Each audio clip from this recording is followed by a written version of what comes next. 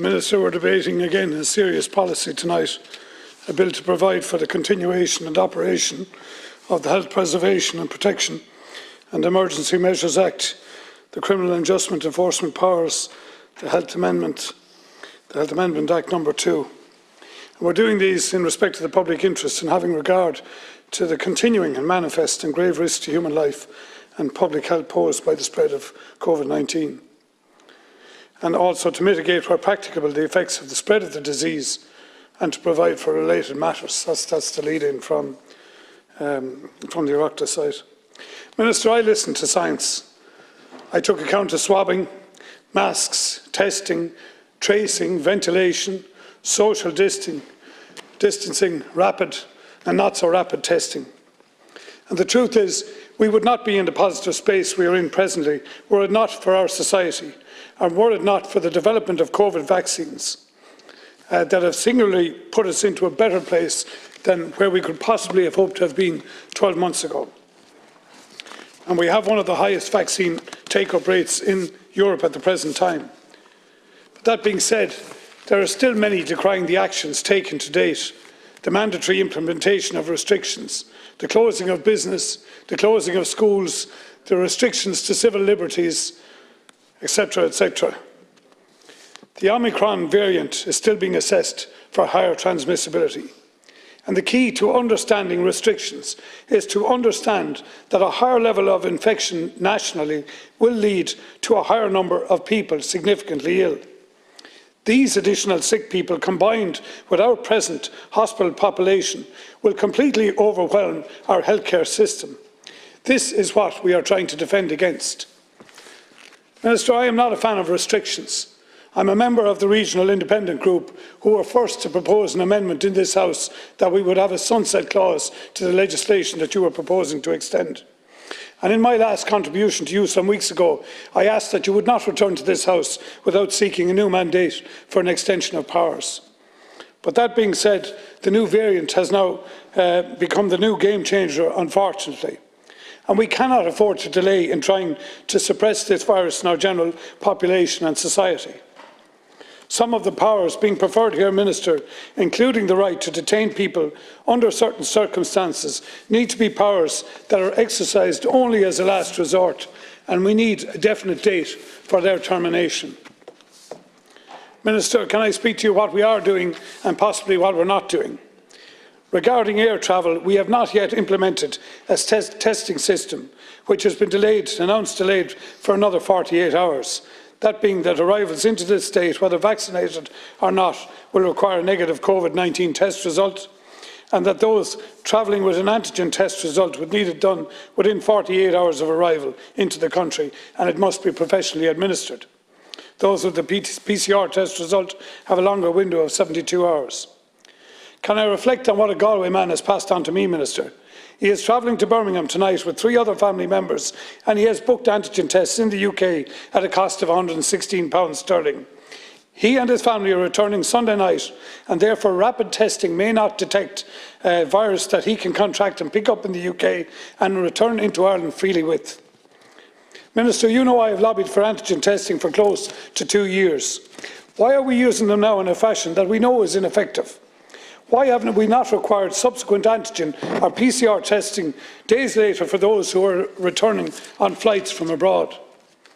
Communications is a key issue here, Minister, and one would ask how senior establishment figures who rubbished antigen testing for over 12 months can suddenly embrace it and then purpose it in a way for which it was never intended, designed or to be used. I might also ask the question, Minister, given that we are being asked to extend these health regulations, at what point will NPHET solely advise the government and stop advising the people? We've had various examples of recommendations from public health where government has either challenged, endorsed or ignored the advice. This mixed messaging is causing further anxiety and some level of distrust in our general population. Leaders lead, Minister. Followers follow. The failure of public health to acknowledge other voices who have been proven correct on many occasions continues to be a significant cause of concern to me and to many. I believe public health messaging now needs to be curtailed solely to government communications, and that government should solely advocate public health actions and then accept that responsibility. I think a decision where government exercises sole initiatives and responsibility would reduce the ambiguity and the mixed messaging, and that is causing distress to many in our population. Can I speak also, Minister, about some reports that were done nationally, not by public health, but actually by our Oireachtas committees? One of the key reports done by our Health Committee was around antigen testing, which that committee strongly recommended, but it was resisted up until recently. And a second report, a Health Committee report on the potential of vitamin D supplementation, was also published, but it too has been ignored, and it continues to be ignored, most especially by our senior and our most prominent public health visionaries. Minister, there are thousands of reports across the EU advocating vitamin D supplementations as a mitigating action to COVID-19 infection and serious disease progression. And indeed, in Ireland, a year-long study has now been completed, charting the possible relationships between low vitamin D concentration and adverse outcomes, and it has been published in Irish medical journals recently. It is not the double-blind, randomised, controlled trial protocol demanded by our public health officials. Singularly demanded, it can be said, and it can never be, as we cannot deprive a control group of vitamin D. There is significant and ample evidence here to base a public campaign around vitamin D supplementation across society, and yet we still continue to ignore what is certainly a simple and probably a very beneficial COVID mitigation exercise. In terms of the health restrictions and the possibility of extending them further, we must support the hospitality industry, Minister. The recent announcements to reduce employer supports and temporarily the support to redundant employees must be rethought in light of new public health restrictions and messaging. While the public sector and the multinational sector have continued to function largely without financial impact, this is not true of SMEs. They employ close to 1 million people in this country. And Minister, if we are all in this together, then no one must be left behind. We are, unfortunately, again as a country facing into a very difficult Christmas and New Year. We are not on our own in facing this challenge, as a resurgence of COVID is across Europe and indeed the world. But we must learn from our past mistakes. We cannot continue to delay, Minister. We cannot continue to deny. We cannot continue to defend our recent failures, brought about by our own failure to act in a timely and in a supportive way. We have to rely on the full analysis of the scientific community, national and international. But we have to act in defence of the science, and we must act quickly and utilise all available technology to mitigate this pandemic. Most of all, Minister, people want clarity.